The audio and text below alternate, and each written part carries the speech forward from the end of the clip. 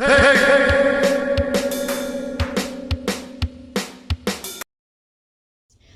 everyone! Dito naman tayo sa biological factors, page 18. Pag sinabi nating biological factors, ito yung mga physical characteristic ng isang tao na nakakapekto sa kanyang thoughts, emotions, at behavior, lalo na sa brain, hormones, genes, overall health niya.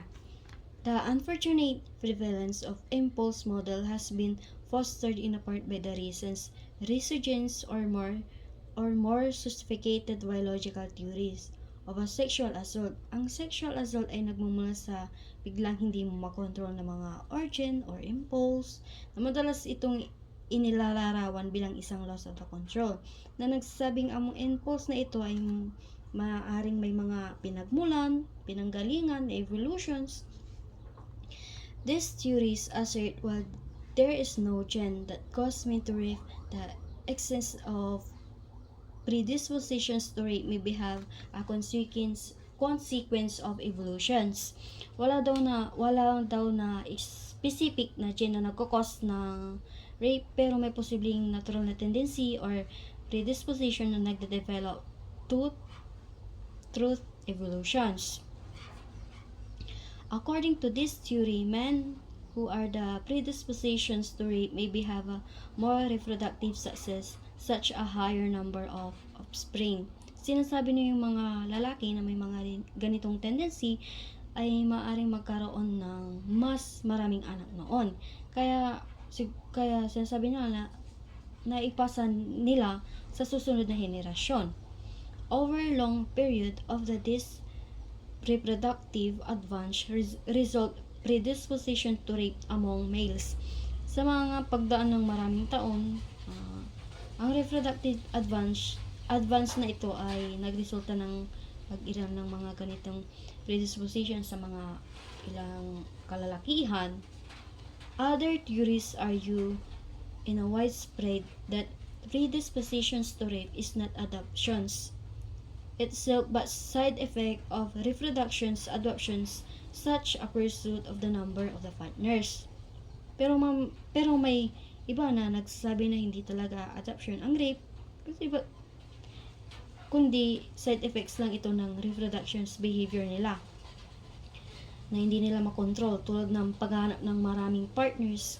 And pair with these biological explanations of the predator's behaviors has been biological explanations of the behavior of the victim of sexual assault.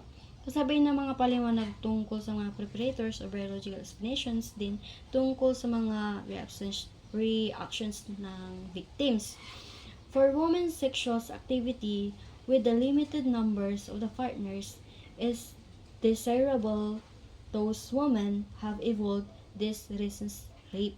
Parang may mga babae mas favorable nila na magkaroon ng konting partners kaya nag-evolve sila para iwasan laban sa mga rape.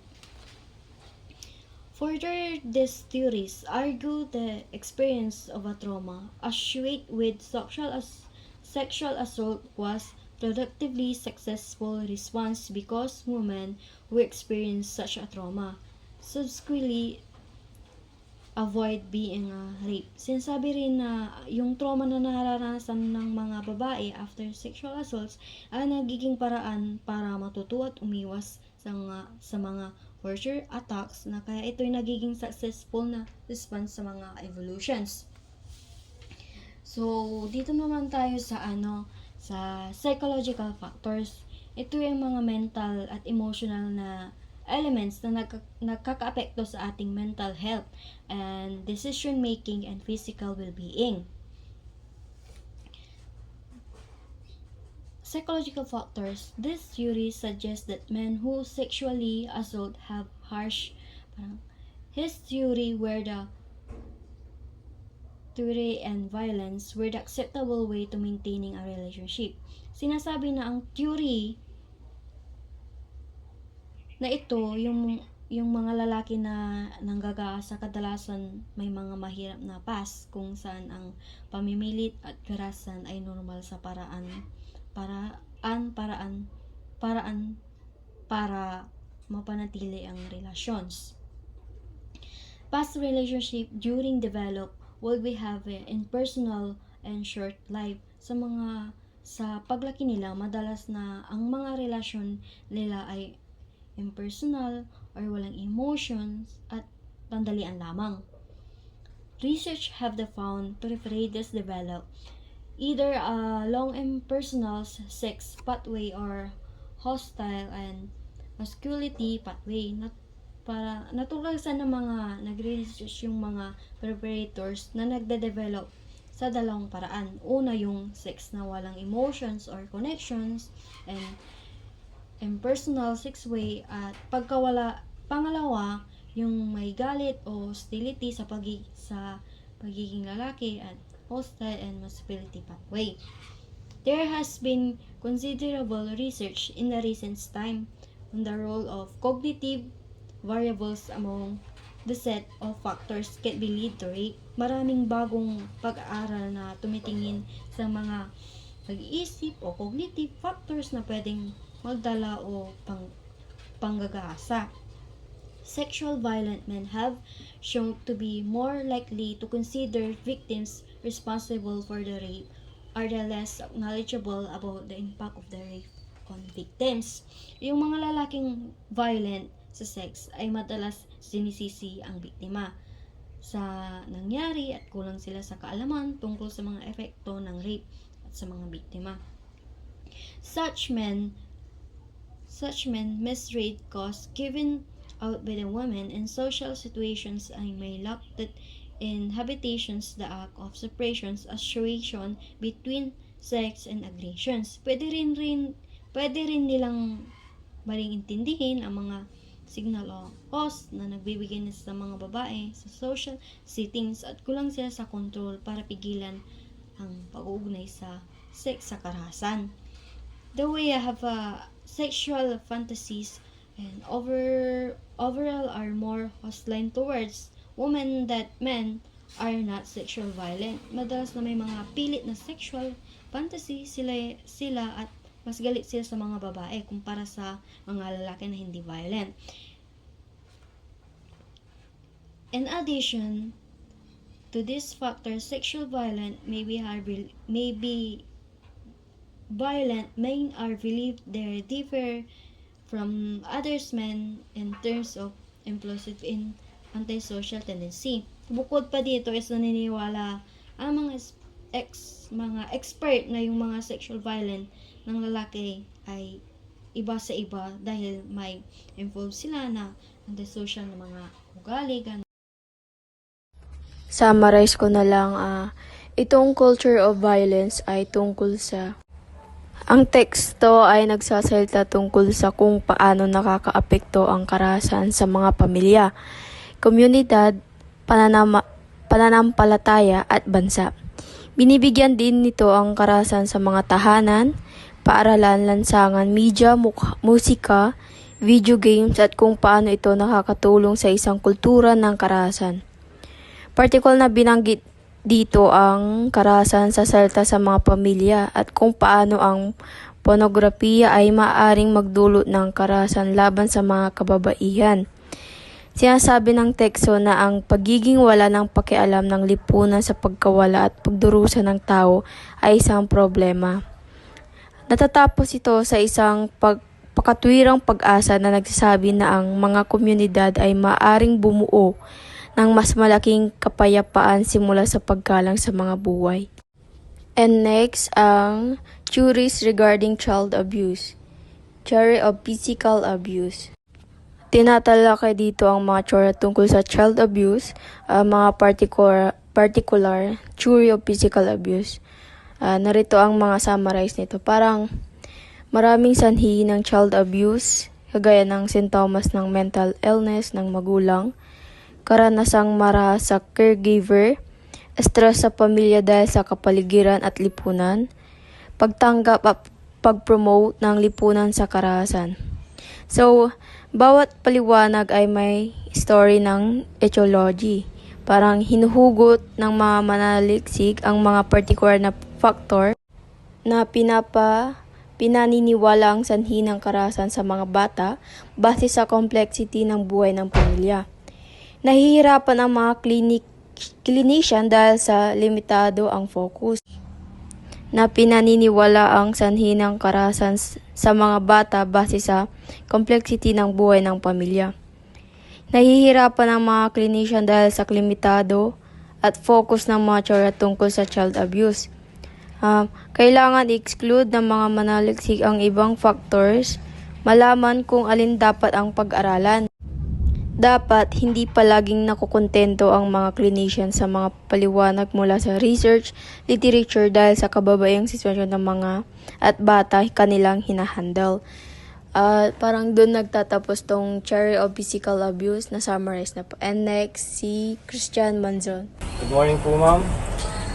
Ang report ko po for today is about theory of child and sexual abuse. Child sexual abuse or child molestation is a form of child abuse in which an adult or older adolescent uses a child for sexual stimulation. Forms of child sexual abuse include asking or pressuring a child to engage in sexual activities regardless of the outcome. Good day everyone. Ito naman tayo sa elder victims. Page 19. Theories of elder abuse. Cycle of violence. Cycle of violence refers to repeated and dangerous act of violence as a cyclical pattern associated with high emotion and doctrines of retribution or revenge. The pattern of cycle repeats and can happen many times during relationship. Each phase may last a different length of time, and over time, the level of violence may increase. A cyclical nature of domestic violence is most prevalent in intimate theories, which involve a pattern of ongoing control using emotional, physical, and other forms of domestic violence is what generally leads victims, who are most often women, to women's shelters. It is what traditionally the definition of domestic violence and is generally illustrated with the power and control will to illustrate the different and interrelated form of abuse. Intimate tourism is different from situation couple violence, which are isolated incident of varying degrees of intensity. The cycle of violence is a model developed to explain the complicity and coexistence of abuse with loving behavior. It helps those who have never experienced domestic violence understand that breaking the cycle of violence is much more complicated than just getting out or leaving. Ang cycle of evidence ay isang paulit-ulit na mapangabuso at pag-uugali sa isang relasyon. Kabilang dito ang pag-ipon ng tensyon kung saan tumataas ang stress at alitan. Ang pangabusong kilos at ang kalmadong yugto kung saan maaaring humingi ng tawad at magpakita ng pagsisisi. Ang siklong ito ay maaaring mangyari ng maraming beses na nagbibitag sa mga biktima dahil sa mga mapaninlang at taktika tulad ng mga pangako na magbabago. Ang mga pag-unawa sa pattern na ito ay nakatulong na ipaliwanag kung bakit nagpatuloy ang karahasan sa tahanan at bigyang diin ang kahalagahan ng intervention at suportahan para sa mga biktima. Next, there are three phases in the cycle of violence. 1. Tension building phase. 2. Acute or crisis phase. 3. Calm or honeymoon phase. Without intervention, the frequency and severity the abuse tends to increase over time. Tension. This usually lasts for a period of time, perhaps weeks or months. Stress builds and communications breakdowns. The abuser often verbally abuses their patterns and minor incidents may occur. Victims sense a growing danger and often refers to feeling as thought they are walking on eggshells. During this period, try to anticipate the abuser's mood. Family and friends may deny or minimize the danger at this time. Ang tension building phase. Ito ay pwedeng tumagal ng ilang linggo o buwan na may palatandaan na tumataas ang stress at nagkakaroon ng sira sa komunikasyon. Maaring maging mapanirang salita ang nangabuso at may mga minor incident na nangyayari. Ang mga biktima parang walking on eggshells. Nagpipigil at nang-aalangan na hulaan ang mga mood ng abuso. Finally erupts into violence. This is in this phase the unexplosive and unpredictable period usually lasting between 24 and 72 hours which may result in serious injuries or death.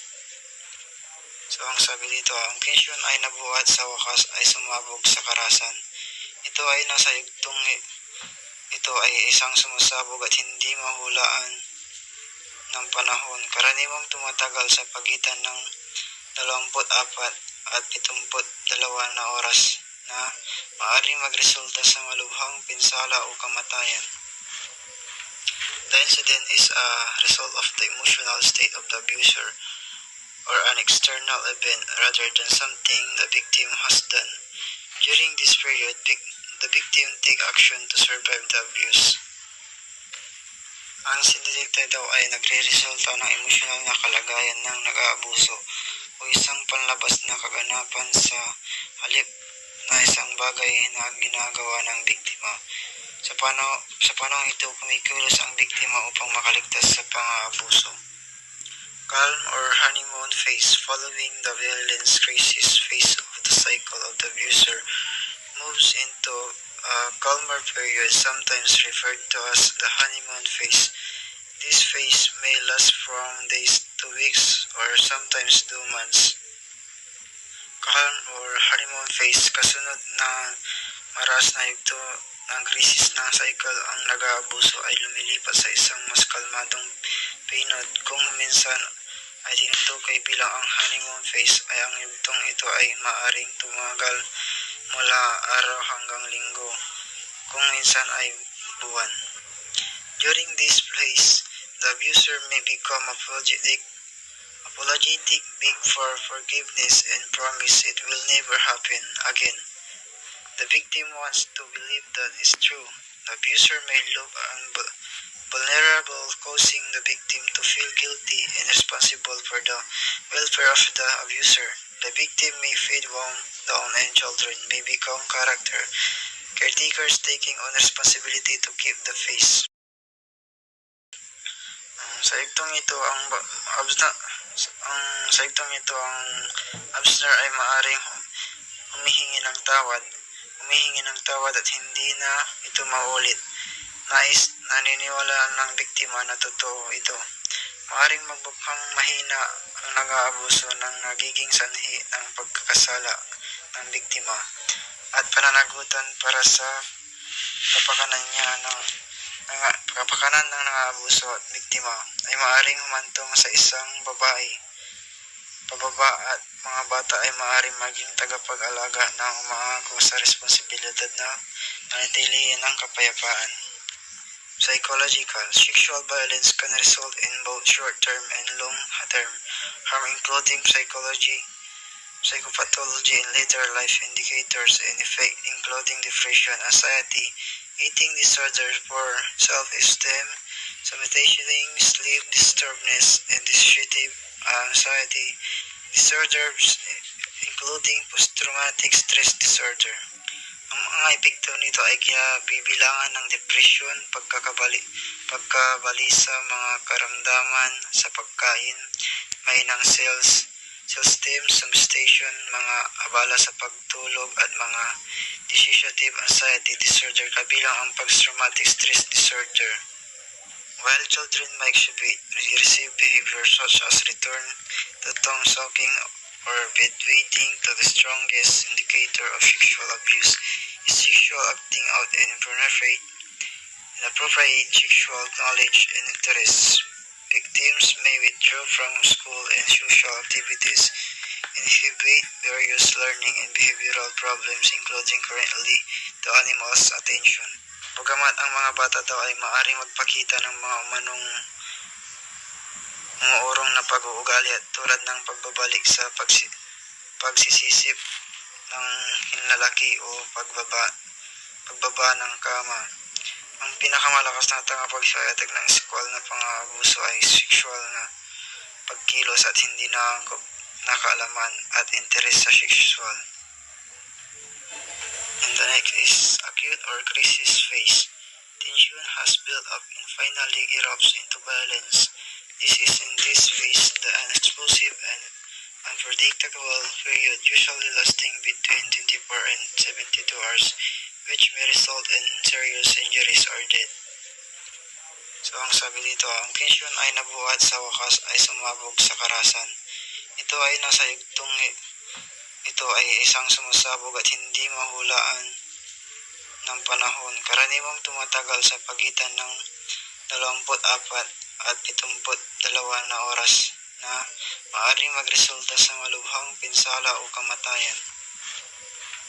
The incident is a result of the emotional state of the abuser or an external event rather than something the victim has done.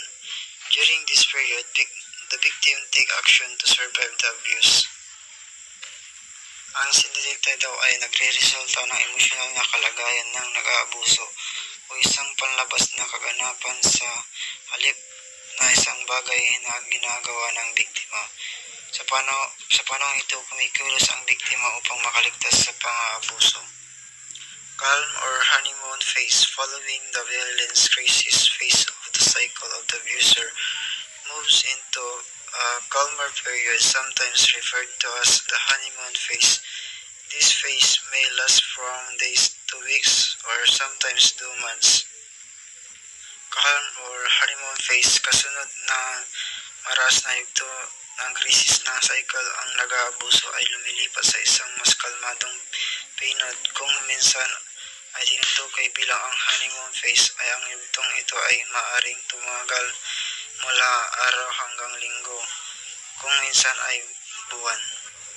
During this phase, the abuser may become apologetic, beg for forgiveness, and promise it will never happen again. The victim wants to believe that is true. The abuser may look vulnerable, causing the victim to feel guilty and responsible for the welfare of the abuser. The victim may feel wound down and children may become caretakers taking on responsibility to keep the faith. Sa igtong ito, ang abuser ay maaring humihingi ng tawad at hindi na ito maulit. Naniniwala ng biktima na totoo ito. Maaring magbukhang mahina ang nag-aabuso ng nagiging sanhi ng pagkakasala ng biktima at pananagutan para sa kapakanan ng nang-aabuso at biktima ay maaaring humantong sa isang babae, pababa at mga bata ay maaaring maging tagapag-alaga ng umaako sa responsibilidad na manatilihin ang kapayapaan.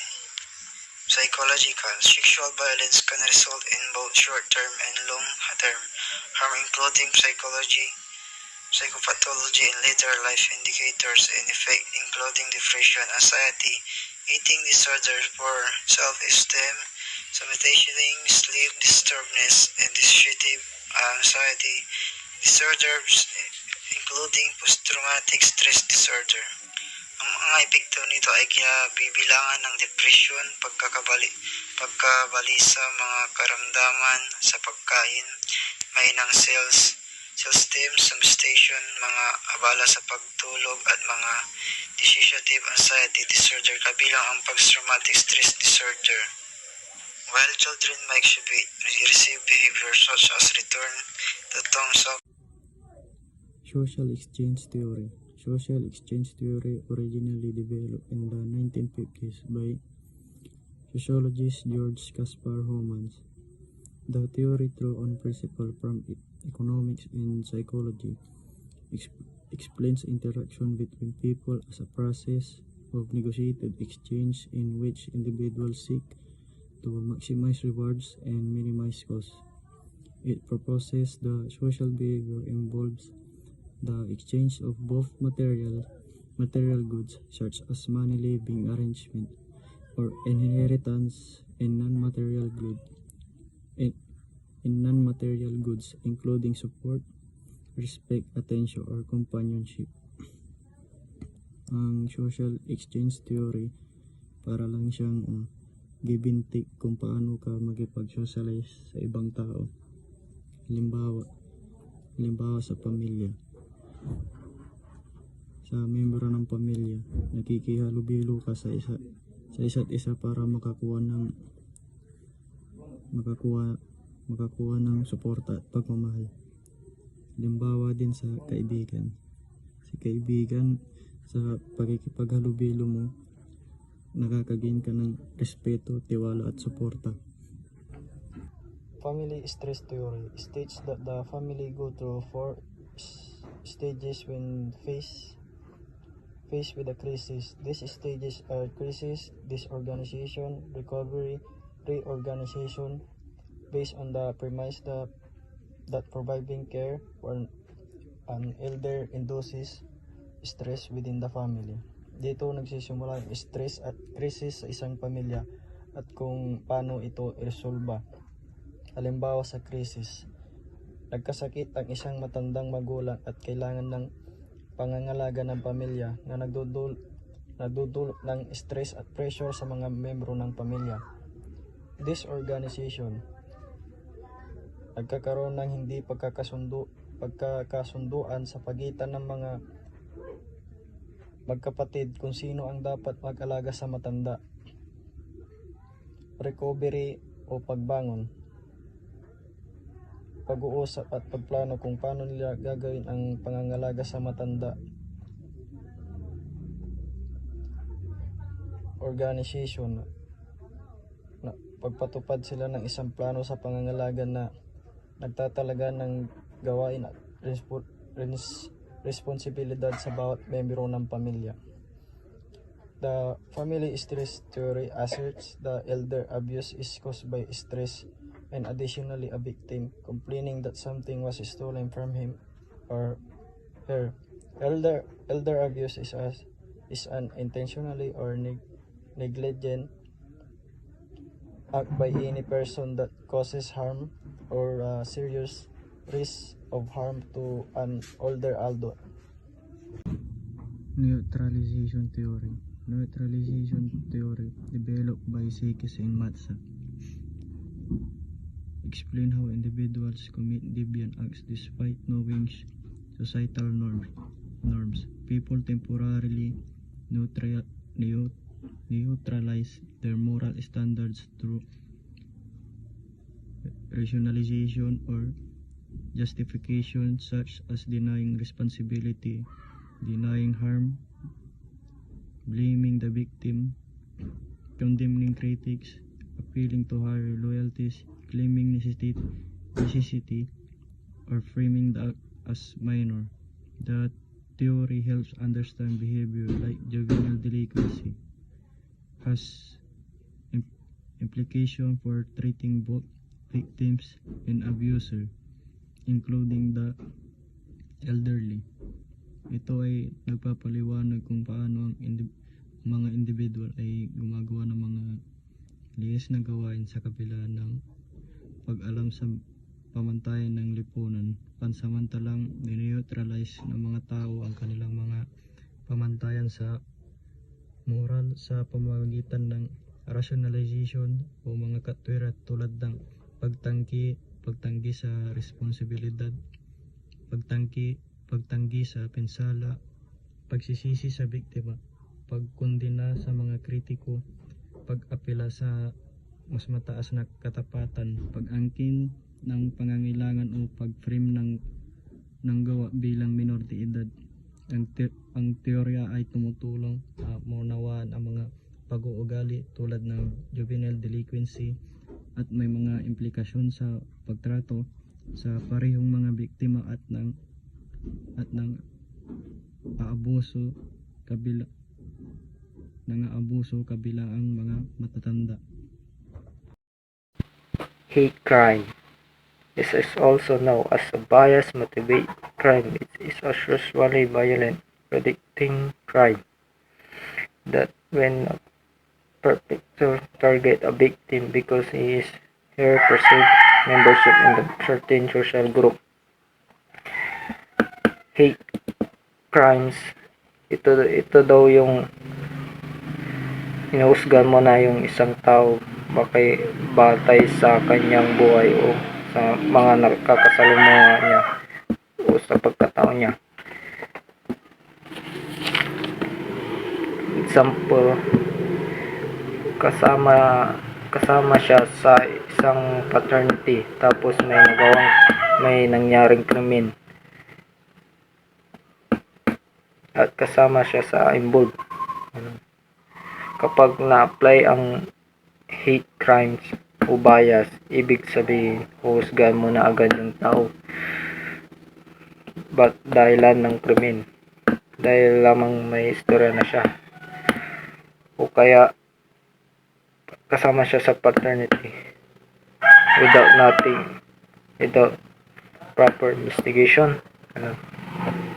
Epekto sa people, nagkakaroon ng masamang pagkakakilanlan sa isang tao o inuhusgahan agad. Epekto din sa kanyang sarili, epekto sa nasisira ang kanyang image o pagkatao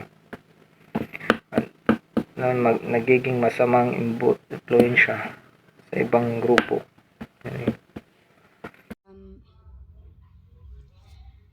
A hate crime occurs when a person is targeted because of the hostility or prejudice towards may lima tayo is disability, range of ethnicity, religion of belief, sexual orientations, transgender identity. Pag sinabi nating disability, ito yung mga kapansanan na kadalasan nagmumula sa mga maling akala o maaring makaranas ng mga biktima ng physical na karahasan o pang-aabuso dahil sa kanilang kapansanan. Siyang nagdudulot ng emotional sakit and range of ethnicity. Ito naman is yung pinakakaraniwang ng hate crimes. Kadalasan nagiging sanhi ito ng karahasan na may kaugnayan sa lahi or pagbabanta laban sa mga tao or community batay sa kanilang lahi or nagiging sanhi ng pagkahiwalay sa lipunan. And religion of belief is paniniwala na tumutok sa mga tao dahil sa kanilang pananampalataya, parang like yung Katoliko, iglesia, ganun. And maaring ma-manifest ito bilang pag-atake sa mga simbahan or templo o pang-aabuso or discrimination nang nagdudulot ng takot sa mga relihiyon ng community. And sexual orientations, ito naman yung individual na tinutukso dahil sa kanilang sexual orientation ay kadalasang makakaranas ng karahasan o pambubuli, ganon. And ang hate crimes laban sa mga LGBTQ na tao ay nagdudulot ng emotional na stress, nagiging sanhi ng kanilang mga marginalizations sa lipunan. And transgender identity, transgender na ito yung kadalasang naglalaman ng matinding karahasan or discriminations ng mga krimen. Ito ay nagdudulot ng malubhang epekto sa mental health kalusugan ng biktima na nagiging sanhi ng higit sa takot. And this includes a person's property as well as the persons themselves, and a victim those have not to be a member of the group and which hostility is target. In fact, anyone could be victim. A hate crime being a victim, this kind of a crime can be particularly fighting experience as you have been victimized because of who you are or what your attacker thinks you are. Naman tayo sa hate crimes can have significant and wide range psychological consequence not only upon the direct victim but others as well. Dito may tatlo tayong effects. Yung effects on the people. Psychological and affect disturbance or repercussions of the victim's identity as self-esteem, both reinforced by the degree of a violence of hate crimes, usually stronger than that of the common one. Sinasabi na psychological effect disturbance, ang mga biktima ay kadalasang nakakaranas ng anxiety, depression na nagdudulot ng matinding stress at takot sa kanilang buhay. And effects on the target group, generalized terror in the group to which the victim belongs, inspire feelings or vulnerability over other members who could be the next victims.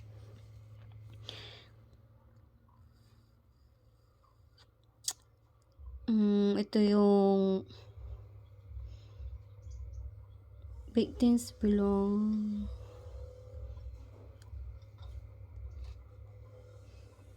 terror, generalized terror, kung saan ang biktima ay nagiging sanhi ng pakiramdam ng kahinaan at kaulayang katiyakan sa kanilang kaligtasan. Effects on other vulnerable groups, ominous effects over the minority groups or other groups that identify themselves with the target, one especially when the refer hates based on an ideology or doctrine that preaches stimulosity against several groups. Effects hate crimes ay hindi limitado na direct ng biktima, kundi umaabot din sa ibang mga minoridad o grupo na nakakilala sa targeted group. Halimbawa, kapag ang hate crime ay nakabantay sa isang ideology or doctrine na laban sa maraming group at takot ng epekto ay lumalawak. And victim service program, victim compensations group ay programs can help pay bills and expenses that result from certain violence crime. Victims of the crime who has been injured or have been treated with injury may be eligible for help. Can help. Victim compensation program provides financial aid of the crime of victims for expenses like medical bills and counseling, lost wage, or funeral costs. This includes a person's property as well as the persons themselves, and a victim those have not to be a member of the group and which hostility is targeted. In fact, anyone could be victim. A hate crime being a victim, this kind of a crime can be particularly fighting experience as you have been victimized because of who you are or what your attacker thinks you are. Naman tayo sa hate crimes can have significant and wide range psychological consequence not only upon the direct victim but others as well. Dito may tatlo tayong effects. Yung effects on the people, psychological and affect disturbance or repercussions of the victim's identity as self-esteem, both reinforced by the degree of a violence of hate crimes, usually stronger than that of the common one. Sinasabi na psychological effect disturbance, ang mga biktima ay kadalasang nakakaranas ng anxiety, depression na nagdudulot ng patinding stress at takot sa kanilang buhay. And effects on the target group, generalized terror in the group to which the victim belongs, inspire feelings or vulnerability over other members who could be the next victims.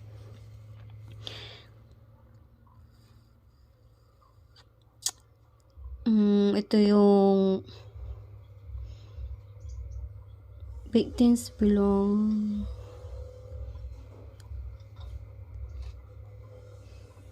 terror, generalized terror, kung saan ang biktima ay nagiging sanhi ng pakiramdam ng kahinaan at kawalayang katiyakan sa kanilang kaligtasan. Effects on other vulnerable groups, ominous effects over the minority groups or other groups that identify themselves with the target, one especially when the refer hates based on an ideology or doctrine that preaches stimulosity against several groups. Effects hate crimes ay hindi limitado na direct ng biktima, kundi umaabot din sa ibang mga minoridad o grupo na nakakilala sa targeted group. Halimbawa, kapag ang hate crime ay nakabantay sa isang ideology or doctrine na laban sa maraming group at takot ng epekto ay lumalawak. And victim service program, victim compensations group ay programs can help pay bills and expenses that result from certain violence crime. Victims of the crime who has been injured or have been treated with injury may be eligible for help. So next is victim services programs. First is victim compensation program. Can help pay bills and expenses that result from certain violent crimes. Victim of crime who have been injured or have been treated with injury may be eligible for help. So ito ay isang programa na tumutulong sa mga biktima ng ilang violent crimes.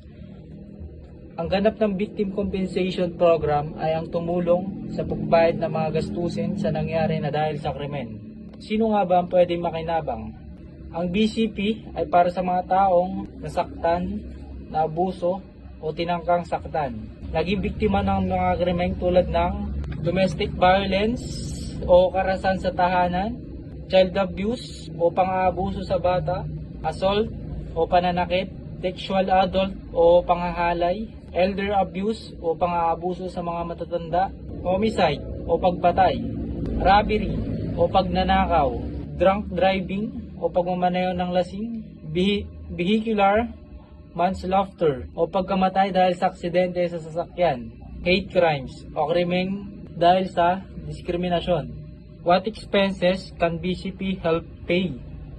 Anong gastusin ang maaaring tulungan bayaran? First, medical and dental treatment, mental health services tulad ng therapy o counseling, income loss tulad ng pagkawala ng kita dahil sa krimen, funeral at burial expenses tulad ng gastos sa libing, home o vehicle modification tulad ng pagpapagawa dahil sa kapansanan, home security tulad ng pampalakas ng seguridad, relocation tulad ng paglipat ng tirahan, crime scene cleanup tulad ng paglilinis sa lugar ng krimen.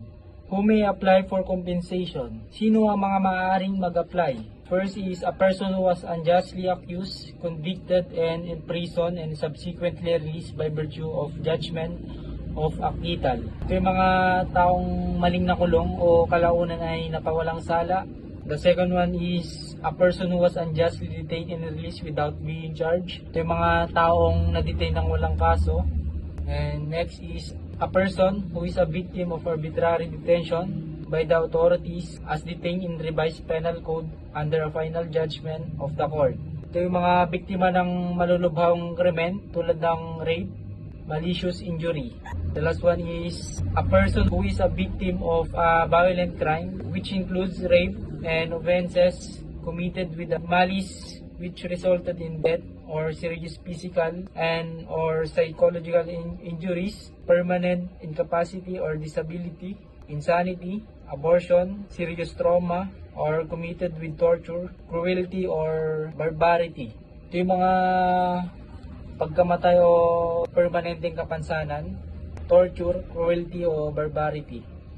Public education, isang pinondo ng gobyerno libreng sistema ng paaralan na naglalayong magbigay ng standardized education sa lahat ng bata.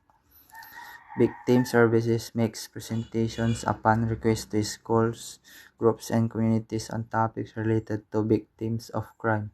Nagbibigay ang Victim Services ng pampublikong edukasyon sa mga paksa ng biktima ng krimen. Crisis Intervention. Crisis intervention. Ang intervention sa crisis ay tumutulong sa mga biktima ng trauma na mabawi ang kontrol kasama sa intervention, ang pagpaplano sa kaligtasan, pagtatasa ng mga pangangailangan at pagpapaalam sa mga biktima ng mga prosesong panghukom. Ang mga pinag-ugnay na intervention ay nagpapataas ng participation ng biktima sa korte at nagpapababa ng mga sintomas ng pagkabalisa. Crisis intervention entails two simple yet crucial actions: listening and talking. This includes but is not limited to assessing the victim's safety and creating safety plans, normalizing the victim's emotion, accessing basic needs such as clothing, food, and shelter, and informing the victim about the investigative and judicial process. Intervention sa crisis bilang isang epektibong paraan na ginagamit ng mga sinayanay na nagpataguyod upang tulungan ang mga biktima ng trauma. Ang pangunahing layunin ay tulungan ang mga biktima na mabawi ang kawalan ng kontrol dahil sa kanilang pambibiktima. According to a study conducted by the National Institute of Justice, when advocates can offer a coordinated early victim-focused intervention, victims are more likely to participate in court proceedings, access community-based advocacy programs, and report degrees and distress, post-traumatic stress disorder symptoms, depression, and fear.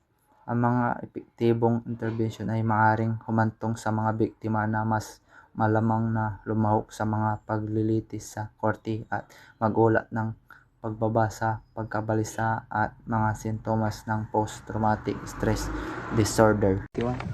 Ang topic natin ngayon ay when should a claim be filed? Nandito. The claim should be filed with board by the person entitled to compensation under the Act of within 6 months after being released from imprisonment or detention from the date suffered damage or injury, otherwise he deemed to have a previous claim. Sa Tagalog mga ma'am sir, ang claim ay dapat hihain ng lupon ng taong may karapatan o kabayaran sa ilalim ng batas na ito ng 6 na 6 buwan pagkatapos makalaya upang magkaroon ng detention mula sa petsa ng mga nakaranas ng pinsala o pinsala kung hindi siya itinuring na tinalikor ang kanyang pag-aabol. May example po ako dito mga ma'am sir. Kunwari example, si Juan nakaranas ng aksidente dahil sa negosyo ni Maria. Ang pinsala ni Juan ay naganap noong June 1, 2025. Ang point ko po dito ma'am ay dapat mag-file si Juan ng claim na lupon na may karapatang kabayaran bago mag June 1, 2025. Ano na ba mula January 2012 kung hindi tinuturing na talikuran ng kanyang claim. Ang dapat gawin at may mga dapat gawin dito si Juan. Una, kumuha siya ng kasundan o promissory note or magbigay siya ng mga demand letter ganun o mag-file siya ng barangay certificate o maghanda siya ng salaysay or affidavit or ebidensya. Tapos fill out ng mga claim form ganun. Tapos kung kunwari paano niya isasampa ang claim? Ang isang claim ay maaring ihain ng claim sa lupon sa pamamagitan ng pagsawa ng isang application form. Kasi sinabi ko kanina, yung fill out small claims o complaint form, may pipila pa po dun ma'am. Application form, ibigay ang layunin sa sekretary ng pag-abol, karapatan na justisya. Pagkatapos tapos ang tawag dito pa yung example. Yun lang po ma'am. Tapos sa susunod naman po yung how is claim filed. Ang sa Tagalog naman nito ay paano isampa ang isang claim. Ang sinasampa a claim may file a claim with the Board of Filing Application Form provided for the purpose of the Secretary of Board Claims, Department of Justice, Street, Manila. Sa Tagalog naman po yun ma'am, ang isang claim ay maaring maghain ng isang lupon sa pamamagitan ng pagsagot ng isang application form na binibigay ng layunin ng Secretary, lupon ng mga pag-claim, kagawa ng hustisya sa Padre Paura Street, Ermita, Manila pagkatapos siya maging kapanayam. Ang halimbawa naman po dito mga ma'am sir ay kunwari si Marco ay nakaranas ng aksidente sa kalsada noong Marso 15, year 2025. Siya ay sugatan at nagkaroon ng malaking gastos sa medisina.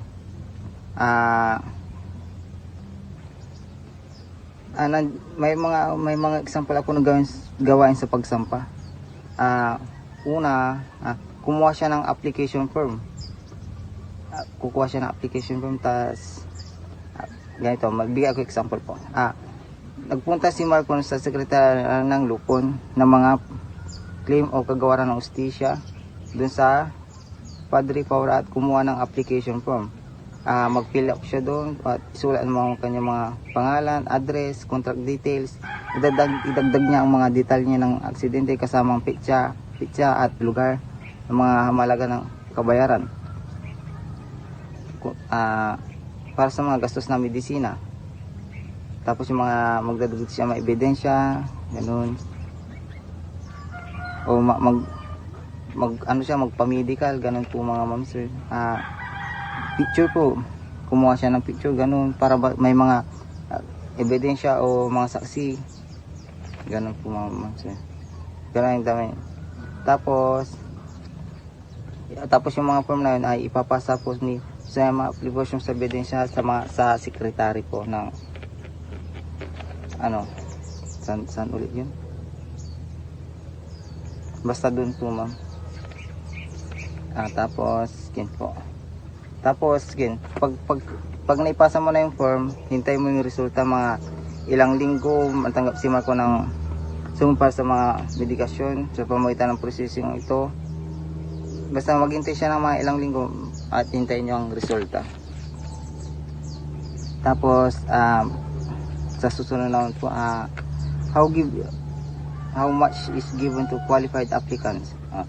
For the victims unjust imprisonment, compensation shall be based on number of month imprisonment every fraction of considered 1 month by cases, such as 1,000 pesos per month.